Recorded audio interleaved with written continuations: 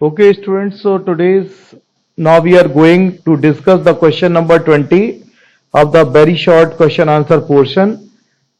जैसे कि हम लोगों ने 19 तक क्वेश्चन कंप्लीट कर लिए थे और क्वेश्चन नंबर 20 हम लोगों का जो कि आपके सामने है 3 point charges Q minus 4Q and 2Q are placed at the vertices of an equilateral triangle ABC of side L।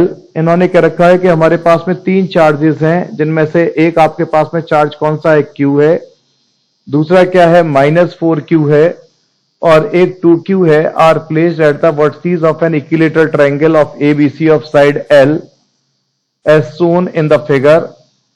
एक आपको इस तरीके से यहां पर फिगर दे दिया जाएगा और उसमें इन्होंने इन चार्जेस को रखा हुआ है। Obtain the expression for the magnitude of the resultant electric force on the charge Q। तो Q चार्ज पर हमें रिजल्टेंट फोर्स की वैल्यू को फाइंड करना है। यहां पे हम लोग समझ लेते हैं कुछ इस तरीके से, जैसे इसमें आपने देखा एक मेरे पास में ट्रायंगल है, इक्विलेटरल ट्रायंगल हम लोग ले लेते हैं इस तरीके से ABC। क्वेश्चन नंबर 20,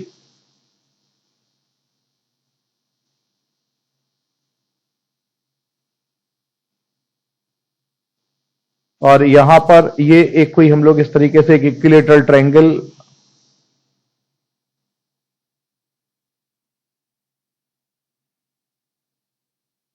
हम लोगों ने ले लिया ABC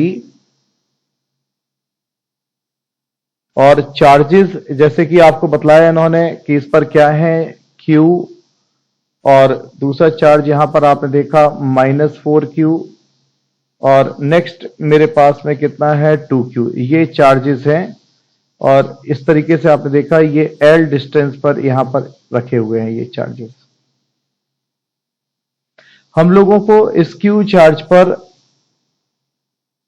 resultant electric force find out करना है कि रिजल्टेंट इलेक्ट्रिक फोर्स इस Q चार्ज पर क्या होगा। तो सबसे पहले हम लोग समझ लेते हैं यहाँ पे कि ये जो Q चार्ज है इस पर दो फोर्सेस काम करेंगे, एक -4Q की वजह से और एक 2Q की वजह से। तो सबसे पहले हम बात कर लेते हैं कि -4Q की वजह से जो इस पर फोर्स काम करेगा वो चूंकि ये नेगेटिव है तो टुवर्ड्स द चार्ज काम करेगा ये फोर्स। तो यहां पर अगर आप देखेंगे तो जो F1 है, F1 की वैल्यू अगर आप देखेंगे इस तरीके से आपने देखा ये टुवर्ड्स द चार्ज यहां पे काम करेगा और 2Q की वजह से जो इस पे लगने वाला फोर्स होगा वो कहां काम करेगा, अवे फ्रॉम द चार्ज काम करेगा। यहां पे इस तरीके से आपने देखा ये आपने देखा इस तरीके से F2 इधर काम करेगा। अब अगर हम लोग बात कर लें इन दोनों फोर्सेस की तो इन दोनों फोर्सेस का जो रिजल्टेंट होगा वो कुछ इस तरीके से हम लोग यहां पे फाइंड आउट करेंगे। यहां पर ये इन दोनों चार्जेस का मेरे पास में जो रिजल्टेंट होगा वो इस तरीके से हम लोग यहां पे फाइंड आउट करेंगे, ये F1 और F2 का। जैसे आपने देखा कि ये F1 यहां पे इस तरीके से आएगा, एक सेकेंड, और ये आपने देखा यहां से हम लोग इसको F2 यहां पे इस तरीके से फाइंड करेंगे और ये जो पूरा एंगल होगा हमारे पास में, ये अगर हम लोग एंगल की बात कर ले, चूंकि इक्विलेटरल ट्रायंगल है तो एंगल कितना होगा 120 डिग्री होगा। तो यहां सबसे पहले बात कर ले force on Q due to charge -Q, -4Q की force on charge Q due to the -Q। अगर हम लोग यहां पे बात करें कि इसकी वजह से इस पे जो लगने वाला फोर्स होगा, फोर्स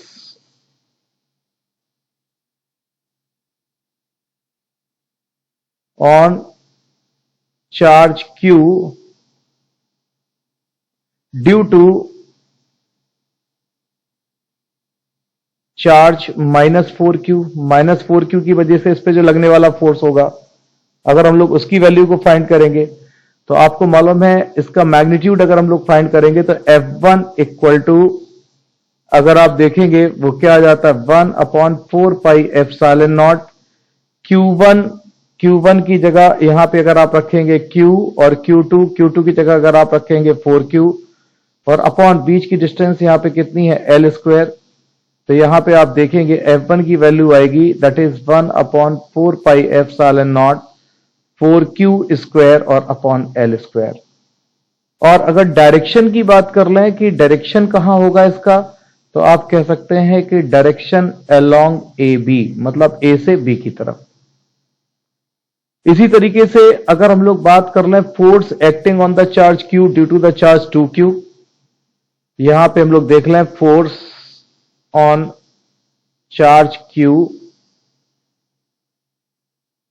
ड्यू टू, यहां पे बात कर लें चार्ज 2Q। अब आपको पता है कि ये प्लस का है तो इसकी वजह से अवे आया था, आपने देखा। F2 मैग्नीट्यूड फाइंड करेंगे तो आप देखेंगे यहां पर दैट इज ये वैल्यू कितनी आएगी मेरे पास, 1/4 पाई एप्सिलॉन नॉट, Q1 की जगह Q ही रहेगा और Q2 कितना हो जाएगा 2Q और डिस्टेंस यहां पर कितना हो जाएगा L स्क्वायर। जब इसको कैलकुलेट करेंगे that is 1/4 pi epsilon not 2Q square और अपॉन कितना हो जाएगा L स्क्वायर। और चूंकि बच्चों आपको पता है कि F1 और F2 दोनों 120 डिग्री पर हैं, तो resultant electric force on charge Q, अगर हम लोग बात कर लें यहां पे कि resultant electric force on charge Q, जो चार्ज Q है इस पे लगने वाला रिजल्टेंट इलेक्ट्रिक फोर्स क्या होगा, तो आप इसके लिए फॉर्मूला लगा सकते हैं F is equal to F1 square plus F2 square plus 2F1 F2 आपका कॉस थीटा होता है। और जब इनकी वैल्यू रखेंगे तो F1 जैसे कि आपको मालूम है यहां पर F1 की जगह आप रखने वाले हैं 1/4 पाई एप्सिलॉन नॉट, यहां पे 4Q स्क्वायर और अपॉन नीचे कितना L स्क्वायर का होल स्क्वायर, और प्लस F2 स्क्वायर में अगर आप रखेंगे तो 1/4 pi epsilon not 2Q square upon L square का होल स्क्वायर। और यहां अगर हम लोग चाहें तो प्लस 2F1 F2 की वैल्यू रखेंगे तो F1 की जगह क्या रखेंगे, 2 लेना पड़ेगा, 2 इंटू F1 की जगह 1/4 pi epsilon not 4Q square और अपॉन नीचे L स्क्वायर। और यहां पे F2 की जगह हम लोग लिख देंगे 1/4 pi epsilon not 2Q square और अपॉन नीचे कितना L स्क्वायर और कॉस 120 डिग्री। अगर आप चाहते तो यहां पे इनिशियली 1/4 पाई एप्सिलॉन नॉट को K लेट करके चलते तो आपको इतनी बार ये लिखना नहीं पड़ता यहां। तो देखो 1/4 पाई एप्सिलॉन नॉट तो आपका अंडर रूट से पहले वैसे ही बाहर आ गया। अगर आप ध्यान से देखें 1/4 पाई एप्सिलॉन नॉट, ये सभी में आप देख रहे हैं इसको हम लोग कॉमन लेंगे, क्योंकि यहां पे दो बार 1/4 पाई एप्सिलॉन नॉट का स्क्वायर हो जाएगा तो एक 1/4 पाई एप्सिलॉन नॉट रूट से बाहर आ जाएगा। दूसरा अगर आप ध्यान से देखें तो Q square upon L square, इसको भी हम कॉमन ले सकते हैं रूट से बाहर। तो आप देखेंगे ये Q square upon L square भी बाहर आ जाएगा। अब रूट के अंदर जो बचने वाली चीजें हैं वो है, एक तो आप देखेंगे 4 का स्क्वायर, तो 4 का स्क्वायर अगर आप देखेंगे 16 प्लस 2 का स्क्वायर अगर आप देखेंगे दैट इज 4। और यहां पर अगर आप देखेंगे cos 120 की वैल्यू कितनी होती है, -1/2, और जब -1/2 रखेंगे तो 2 से 2 कैंसिल हो जाएगा, तो यहां पर ये 4 2 8 जो आएगा वो यहां पर -8 आ जाएगा। तो बच्चों जब आप इसको सॉल्व करोगे तो ये 20 में से 8 जाएगा तो कितना बचेगा 12, और 12 का मतलब हो गया 2√3। तो आप यहां पे कह सकते हैं कि जो रिजल्टेंट फोर्स होगा Q चार्ज पर दैट इज क्या आएगा 2√3, और अगर आप देखेंगे दैट इज Q स्क्वायर और अपॉन नीचे क्या हो जाएगा L स्क्वायर। ये आपने देखा मेरे पास क्या आ गया, रिजल्टेंट फोर्स आ गया। ओके बच्चों, हम लोग थोड़ा सा पावर पॉइंट पे देख लेते हैं इस क्वेश्चन को एक बार। जैसे कि हम लोगों ने यहां पर F1 F2 की वैल्यू फाइंड करी, तो आप फिगर समझ लीजिए यहां पर दोनों फोर्सेस F1 और F2 120 डिग्री पर इंक्लाइंड थे, और जब इनका रिजल्टेंट फोर्स निकालेंगे इस तरीके से F1 और F2 का, जैसे कि आपके सामने ये इनका कोई रिजल्टेंट फोर्स इस तरीके से आ जाएगा F, उसके लिए फॉर्मूला आपको मालूम है F equal to √F1 square plus F2 square plus 2F1 F2 cos theta. और यहां पर cos 120 की वैल्यू रखेंगे -1/2, तो आप देखेंगे ये 2 से 2 कैंसिल हो जाएगा, तो f1 square plus f2 square minus के f1 f2, और जब इनकी वैल्यूज पुट करेंगे तो इस तरीके से हम लोगों को देखने को मिलेगा answer 1/4 pi epsilon not 2√3 q square upon l square. Okay students, after completing that हम लोग नेक्स्ट क्वेश्चन की तरफ चलते हैं। इस क्वेश्चन में इन्होंने क्या रखा है, a simple pendulum consist of a small sphere of mass m suspended by a thread of length l. The sphere carries a positive charge q. The pendulum is placed in a uniform electric field of strength E, directed vertically downward. Find the periodic oscillation of the pendulum due to the electrostatic force acting on the sphere, neglecting the effect of the gravitational force. Gravitational force के effect को हम लोगों को क्या करना है, neglect करना है। देखिए थोड़ा सा फिगर बना के समझते हैं इस क्वेश्चन को। जैसे इस क्वेश्चन में इन्होंने क्या रखा है कि एक कोई सिंपल पेंडुलम है, इस तरीके से ये एक रिजिड सपोर्ट है, और इस रिजिड सपोर्ट से हम लोग एक सिंपल पेंडुलम को इस तरीके से लेते हैं। ओके, और ये सिंपल पेंडुलम आपने देखा हम लोगों ने लिया, इलेक्ट्रिक फील्ड आपने देखा कहां काम कर रही है, ये किसी थ्रेड से यहां पर अटैच्ड है सिंपल पेंडुलम, जिसकी लेंथ L है और चार्ज इस पर क्या है, Q है। अब आप एक चीज जरा ध्यान से देखें, the pendulum is placed in uniform electric field E directed vertically downward. अगर आप देखें, जैसे मान लीजिए ये पेंडुलम इस तरीके से अगर ऑसिलेट कर रहा होगा,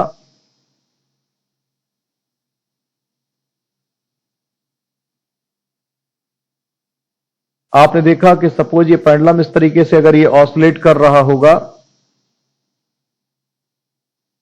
तो जो इलेक्ट्रिक फील्ड है वो इलेक्ट्रिक फील्ड कहां काम कर रही है, वर्टिकली डाउनवर्ड।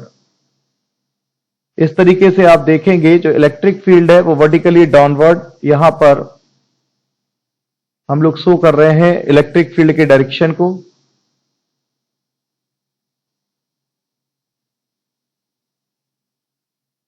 ये इलेक्ट्रिक फील्ड आपने देखा वर्टिकली डाउनवर्ड काम कर रही है यहां पर।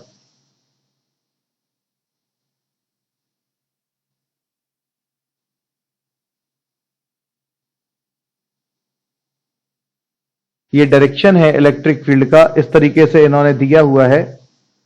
और आपको पता है कि अगर ये इलेक्ट्रिक फील्ड वर्टिकली डाउनवर्ड काम कर रही है, तो अगर इस स्फीयर पर चार्ज Q है, अगर इस स्फीयर पर चार्ज Q है, तो इस इलेक्ट्रिक फील्ड की वजह से इस पर जो लगने वाला फोर्स होगा उसका डायरेक्शन अगर आप देखेंगे, आपको पता है due to this electric field जो लगने वाला फोर्स होगा F = QE होता है। तो इलेक्ट्रिक फील्ड की वजह से इस चार्ज पर लगने वाला फोर्स QE इस तरीके से काम करेगा। और जब मान लेते हैं कि अगर ये किसी टाइम एंगल मेरे पास में यहां पर आपने देख लिया कि थीटा एंगल पर ये यहां पर थ्रेड बना रहा है, तो अगर ये एंगल थीटा है, तो अगर हम लोग इसके कंपोनेंट्स को इस तरीके से यहां पे देखेंगे बच्चों, तो आपको एक चीज देखने को मिलेगी कि अगर ये angle theta then this angle is also theta. तो QE यहां पर दो कंपोनेंट में रिजॉल्व हो जाएगी, एक QE cos थीटा होगा यहां पर, और दूसरा यहां पर एक कंपोनेंट होगा हमारे पास QE sin थीटा। दूसरे कंपोनेंट यहां पे क्या हो जाएगा, QE sin थीटा। ओके, चूंकि इन्होंने एक बात कह दी कि neglecting the effect of gravitational force, gravitational force के इफेक्ट को हमें क्या करना है, निग्लेक्ट करना है, इसलिए हम इसके वेट को यहां पे बिल्कुल भी कंसीडर नहीं करेंगे। केवल इलेक्ट्रिक फील्ड की वजह से जो लगने वाला फोर्स होगा QE, हम लोग केवल उसी को लेंगे। तो सबसे पहले अगर हम लोग बात करते हैं रीस्टोरिंग फोर्स क्या होगा यहां पे, इसका जो रीस्टोरिंग फोर्स होगा, और वो रीस्टोरिंग फोर्स आपको बहुत अच्छे से मालूम है, वो होगा QE sin थीटा। क्यों? क्योंकि रीस्टोरिंग फोर्स क्या होता है, वो फोर्स जो किसी बॉडी को मीन पोजीशन पर लाता है या उसे लाने की कोशिश करता है, वो फोर्स उसका क्या कहलाता है, रीस्टोरिंग फोर्स। तो जैसे अगर आपने देखा कि ये QE sin थीटा, यही इसको अपनी मीन पोजीशन यहां पे O पे लेके आ रहा है। तो यहां पर जब रीस्टोरिंग फोर्स अगर हम लोग देखें FR, इक्वल टू, तो आपको देखने को मिलेगा माइनस के क्यू ई, यहां पर आपने देखा दैट इज साइन थीटा। और वो भी हम यहां पे बात कर लें कि अगर एक्सेलरेशन यहां पर हमारे पास में बॉब का क्या है ए, तो यहां हम लोग इसको लिख सकते हैं m a is equal to minus k q e, और यहां पे लिख सकते हैं साइन थीटा। ओके बच्चों, अगर थीटा बहुत छोटा है, एंगल अगर बहुत स्मॉल है, व्हेन थीटा इज स्मॉल, अगर थीटा बहुत छोटा है तो इसके आगे से हम लोग यहां पे साइन को रिप्लेस कर सकते हैं। हम लोग यहां पे चाहें तो जो साइन थीटा है उस साइन थीटा को हम लोग यहां पे क्या लिख सकते हैं, थीटा लिख सकते हैं। तो यहां पर आप देखेंगे that is m a is equal to minus k q e, और हमारे पास में थीटा आ जाएगा। जैसे कि मैं आपको बता रहा हूं माइनस साइन क्या इंडिकेट कर रहा है, माइनस साइन यहां पे इंडिकेट कर रहा है डायरेक्शन। एक्सेलरेशन को अगर हम डिस्प्लेसमेंट के टर्म्स में लिखते हैं तो आपको पता है कि अगर दो बार हम लोग इसका डिफरेंशिएशन करेंगे डिस्प्लेसमेंट का d2x ओवर dt2, तो ये माइनस के क्यू ई, और यहां पर कितना हो जाएगा, थीटा हो जाएगा। ओके बच्चों, या हम लोग इसको ऐसे भी लिख सकते हैं d2x over dt2 is equal to, यहां पर हम कह सकते हैं माइनस के q अपॉन m ई, और इनटू यहां पर हम इसको थीटा भी कह सकते हैं। और जैसे कि आपको बहुत अच्छे से मालूम है, यहां पर ये थीटा अगर हम लोग बात कर लें कि जैसे ये मेरे पास में थ्रेड जिसकी लेंथ कितनी दी गई थी, एल दी गई थी, इसकी लेंथ यहां पर एल दी गई, और ओ और ये ओ डैश है, ये मेरे पास में कितना दिया गया, एक्स दिया गया है। तो अगर हम एंगल को रिप्लेस करना चाहें तो हम सभी लोग जानते हैं कि एंगल इज इक्वल टू, अगर आप देखेंगे क्या होता है, आर्क अपॉन रेडियस। और जब यहां पे हम लोग इसकी वैल्यू को रिप्लेस करेंगे तो माइनस के क्यू ई अपॉन एम, और थीटा अगर आप देखेंगे तो यहां पर एंगल, इसके एंगल के लिए जो आर्क होगा वो कितना होगा, एक्स होगा थीटा के लिए, और जो रेडियस होगी वो हमारे पास में यहां पे अगर आप देखेंगे एल होगी। तो इस चीज को हम लोग ऐसे भी कह सकते हैं d2x over dt2 equal to minus k q E upon m. Okay students, तो अगर हम लोग इसकी कंपेयर करा दें लीनियर एसएचएम से, equation of linear SHM, compare the equation of linear SHM, equation of linear SHM, आपने क्लास 11th में इसके बारे में पढ़ा था।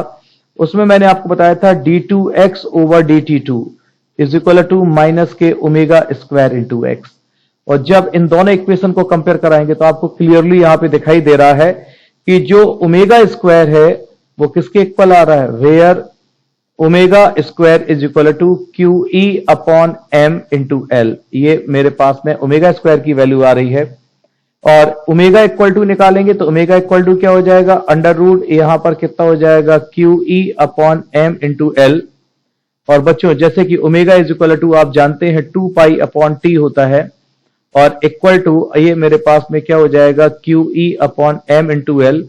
तो t equal to 2 pi under root हमारे पास में जो आ जाएगा टाइम पीरियड के लिए formula, that is m into l, और अपॉन नीचे क्या आ जाएगा, क्यू ई। ये टाइम पीरियड का फॉर्मूला आता है। ओके बच्चों, तो इस तरीके से हम लोगों ने देखा कि एक कोई पेंडुलम था, यहां पे एक बॉब था जिसको आपने एक एल लेंथ की थ्रेड से अटैच किया, और इलेक्ट्रिक फील्ड, ऐसी इलेक्ट्रिक फील्ड में रखा जो वर्टिकली कहां काम कर रही थी, डाउनवर्ड। तो उसके टाइम पीरियड के लिए ये हम लोगों ने यहां पे ऐसे एक्सप्रेशन फाइंड कर दिया। Okay students, after completing that एक बार हम लोग थोड़ा सा इसको पावर पॉइंट पे फिर से एक बार समझ लें। फिगर कुछ इस तरीके से आपने देखा, यहां पर हम लोगों ने एंगल फाई दिखाया, और उसी तरीके से रीस्टोरिंग फोर्स यहां पे किसके इक्वल होगा, क्यू ई साइन फाई के। और देन यहां पर आपको पता है कि एफ आर को हम लोग एम इंटू ए लिख सकते हैं, क्यू ई साइन फाई। अगर एंगल यहां पर साइन फाई बहुत छोटा है तो उसको साइन को रिप्लेस करेंगे तो हम लोग यहां पे फाई ले सकते हैं, तो m a is equal to minus k q e phi. हम लोग एक्सेलरेशन को लिख सकते हैं d2x ओवर dt2, जैसे कि आप जानते हैं m को अगर हम लोग यहां पे ले आएंगे और एंगल को हमने रिप्लेस कर दिया यहां पे आर्क अपॉन रेडियस से, और जब इस इक्वेशन को हम कंपेयर करेंगे with the equation of the linear SHM, that is the d2x over dt2 equal to minus के ओमेगा स्क्वायर इंटू एक्स, तो omega square equal to Q E upon M into L, या आप इस तरीके से देखेंगे finally मेरे पास में ये आंसर। ओके बच्चों, क्वेश्चन नंबर 21 को कंप्लीट करने के बाद में हम लोग चलते हैं क्वेश्चन नंबर 22, जिसमें यहां पर हम लोगों के पास में क्या रखा है, an electric dipole of length 2 centimetre is placed with its axis making an angle of 60 degree with respect to the uniform electric field itna. It experiences a torque of 8 root 3 Newton into meter. Calculate the magnitude of the charge on the dipole and its potential energy. बच्चों यहां पे आप देखिए, सबसे पहले दोनों charges के बीच की डिस्टेंस कितनी दी गई है, 12 centimetre, 12 equal to 2 centimetre. Metre में चेंज करेंगे तो 2 into 10 to the power -2 metre लिख सकते हैं. दूसरी चीज यहां पर अगर हम लोग बात कर लें कि एंगल कितना है, theta 60 degree, electric field 10 to the power 5 newton per coulomb, और टॉर्क की बात करें that is 8 root 3 newton into metre. तो हम सबसे पहले इसमें फॉर्मूला लगाते हैं, tau is equal to PE sine theta, हमें मालूम है. और यहां से हम लोग पी की वैल्यू को जब फाइंड करेंगे, या पी की जगह क्यू इंटू 12 रख दीजिए, सीधे एक चार्ज हम लोग निकाल लेंगे यहां पे. और अब Q इज इक्वल टू जब हम लोग फाइंड करेंगे, सारी वैल्यूज हमारे पास दी गई हैं, तो आपके सामने आएगा इस तरीके से चार्ज की value 8 into 10 to the power -3 coulomb, value simple करने पर. पोटेंशियल एनर्जी का फॉर्मूला आपको पता है, U इक्वल टू माइनस के पीई कॉस थीटा होता है. अब पीई कॉस थीटा होता है, पी को फिर Q इंटू 12 रखेंगे, और वैल्यू जब हम लोग इसकी रखने के बाद में कैलकुलेट करेंगे तो वो हमारे पास कितनी आती है, 8 जूल. तो इस तरीके से बच्चों हम लोगों ने इस क्वेश्चन को कंप्लीट किया. क्वेश्चन नंबर 23 की तरफ चलते हैं, जिसमें इन्होंने क्या रखा है, 2 point charges of 1 microcoulomb and 4 microcoulomb are placed 2 metre apart in air. At what distance from Q1 along the line then joining the 2 charges will the net electric field be 0. Question में कुछ इस तरीके से इन्होंने क्या रखा है कि मेरे पास 2 पॉइंट चार्जेस हैं, Q1 और Q2. एक पॉइंट चार्ज आपने देखा जो कि मेरे पास क्या है, Q1 है. एक दूसरा पॉइंट चार्ज आपने देखा जो कि क्या है, Q2 है. इनकी वैल्यूज क्या क्या दी गई हैं, जैसे कि आपने देखा Q1 इज इक्वल टू आपने देखा +1 माइक्रोकूलम है, और Q2 इज इक्वल टू जैसे कि आपने देखा यहां पर हमारे पास कितना है, +4 माइक्रोकूलम है. और ये दोनों चार्जेस एक दूसरे से 2 मीटर की डिस्टेंस पर रखे हुए हैं. यहां पे इनके बीच की जो डिस्टेंस है वो कितनी दी गई है, 2 मीटर दी गई है यहां पर. और इन्होंने क्या रखा है कि इनको मिलाने वाली लाइन पर Q1 चार्ज से कितनी डिस्टेंस पर नेट इलेक्ट्रिक फील्ड 0 होगी. तो हम लोग लेट कर लेते हैं भैया कि अगर ये पूरी डिस्टेंस 2 मीटर है यहां पर, तो Q1 चार्ज से x डिस्टेंस पर यहां पर मान लेते हैं एक कोई पॉइंट P है जहां पर नेट इलेक्ट्रिक फील्ड इंटेंसिटी क्या है, 0. तो अगर ये पूरी डिस्टेंस 2 है, ये x है, तो ये कितना हो जाएगा, यहां पे आपको मालूम है दैट इज 2 - x. अब आपको पता है कि Q1 +1 माइक्रोकूलम है, तो इसकी वजह से जो इलेक्ट्रिक फील्ड का डायरेक्शन होगा अवे, और Q2 भी प्लस है, तो इसकी वजह से जो इलेक्ट्रिक फील्ड का डायरेक्शन होगा वो भी यहां पर क्या काम करेगा, इस तरीके से अवे. तो अगर हम लोग बात कर लेते हैं कि अगर नेट एट पॉइंट P, यहां पर अगर हम लोग बात कर लेते हैं एट पॉइंट P, यहां पर एट पॉइंट, यहां पर हम लोग बात कर ले P, the net electric field जो कि आपको पता है क्या है, 0 है. द नेट इलेक्ट्रिक फील्ड अगर हम लोग बात करें यहां पे, तो आपको मालूम है 0 is equal to magnitude of vector E1 minus के मैग्नीट्यूड ऑफ वेक्टर E2. और जब इसको हम लोग चाहें ऐसे भी लिख सकते हैं, magnitude of vector E1 is equal to magnitude of vector E2. और वैल्यू रखेंगे तो आपको पता है E1 की जगह k Q1/R1². तो R1 आपको पता है यहां पे कितना हो जाएगा, x1x². और यहां पे क्या लिख सकते हैं, k Q2 तो यहां पे क्या लिख सकते हैं, 2 - x का होल स्क्वायर. k से k यहां पे कैंसिल होगा, तो Q1/Q2, और ये कितना हो जाएगा, x², और अपॉन ये कितना हो जाएगा, 2 - x का होल स्क्वायर. ओके, वैल्यूज इनकी हम लोग यहां पे पुट करें, और वहां पे हम लोगों को देखने को मिलेगा Q1 की जगह 1 इंटू 10 टू दी पावर -6, और यहां पे ये 4 into 10 to the power -6 x², और यहां पे 2 - x का होल स्क्वायर. ये पावर से पावर जाएगा, दोनों स्क्वायर उठा के यहां पे अंडर रूट लगाएंगे, दैट इज 1/4 इक्वल टू क्या हो जाएगा, x/2 - x. और 1/2 equal to x/2 - x. Cross multiply करने पे देखने को मिलेगा 2 - x is equal to 2x, या 3x इज इक्वल टू 2, या अगर आप देखेंगे x इज इक्वल टू कितना हो जाएगा 2/3 मीटर, और यहां पे लिखेंगे फ्रॉम द चार्ज, यहां पे Q1, यहां पे Q1 चार्ज से 2/3 मीटर की डिस्टेंस पर नेट इलेक्ट्रिक फील्ड इंटेंसिटी क्या होगी बच्चों? 0 होगी। ओके, तो इस तरीके से हम लोगों ने इस क्वेश्चन को कंप्लीट किया। हम लोग आगे चलते हैं, नेक्स्ट थोड़ा सा पावर पॉइंट पे देख लें। ये इस तरीके से फिगर जैसे कि आपने देखा, इसकी वजह से जो इलेक्ट्रिक फील्ड होगी वो E1 इस तरफ आएगी, इसकी वजह से जो होगी वो E2 इस तरफ आएगी। और नेट इलेक्ट्रिक फील्ड इंटेंसिटी आपको पता है क्या लिया मैंने? 0। और सॉल्व करने पर इस तरीके से आप इसका आंसर निकाल सकते हैं। नेक्स्ट क्वेश्चन बच्चों, यहां पे इन्होंने कह रखा है an electric field is uniform and act along positive x direction in the region of positive charge x.